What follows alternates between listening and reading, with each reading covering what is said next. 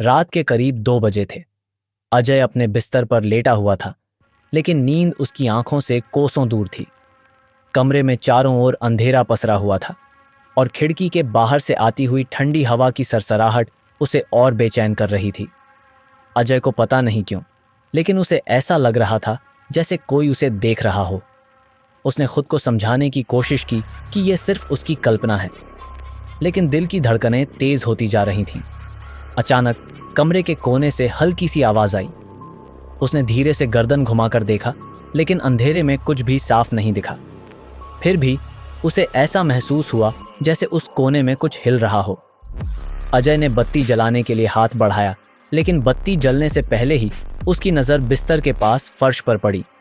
वहां एक काली परछाई थी जो धीरे धीरे उसके बिस्तर की ओर बढ़ रही थी। परछाई का आकार इंसानी था, लेकिन चेहरा नहीं था, सिर्फ गहरी खाली आंखें। अजय का गला सूख गया। उसके शरीर ने जैसे काम करना बंद कर दिया था। उसने खुद को हिलाने की कोशिश की, लेकिन पैर जैसे जमीन में जम गए थे। परछाई अब बिस्तर के ठीक पास पहुंच चुकी थी। उसकी ठंडी सांसें अजय के चेहरे पर महसूस हो रही थीं। अजय ने घबराहट में आंखें बंद कर लीं, लेकिन वह अजीब सी फुसफुसाहट उसके कानों में गूंजने लगी।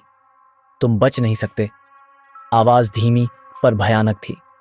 अजय का दिल जोर जोर से धड़कने लगा। उसने आंखें खोलीं, लेकिन परछाई अब बिस्तर के ऊपर झुकी हुई थी। अजय की सांस रुकने लगी। अचानक परछाई ने अपने हाथ अजय की गर्दन पर रख दी। हाथों की ठंडक ने अजय को अंदर तक जमा दिया। उसे लग रहा था कि उसका अंत नजदीक है। परछाई की पकड़ और मजबूत हो रही थी। अजय ने आखिरी कोशिश की और जोर से चीखा, लेकिन उस चीख का कोई फायदा नहीं हुआ। अजय की आंखों के आगे अंधेरा छाने लगा। उसकी चेतना धीरे धीरे धुंधली पड़ने लगी और आखिरकार उसने आखिरी सांस ली। सुबह जब अजय की मां उसे जगाने आई तो उसने देखा कि अजय बिस्तर पर शांत पड़ा हुआ था। उसके चेहरे पर गहरी दहशत की छाया थी और उसकी आंखें खुली थीं, जैसे वह कुछ भयानक देख रहा हो। कमरे में अब भी वह अजीब सी ठंडक थी और कोने में कुछ पल के लिए वह काली परछाई फिर से दिखाई दी।